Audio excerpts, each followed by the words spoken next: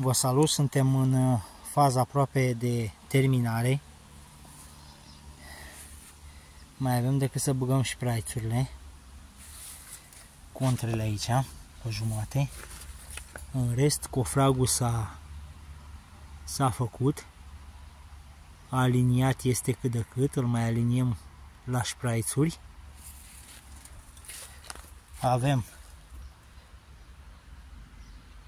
cofragul făcut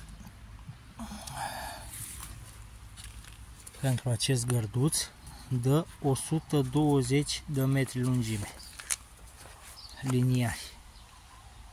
Uitați și voi cât e aici. Pericol. Sunt cu costel pe felie, costel un nenorocit de saraol. Acum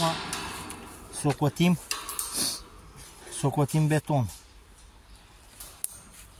Luăm ruleta, măsurăm, adunăm, scădem, împărțim, înmulțim, socotim, vedem ce dragi bălțați ne dă aici.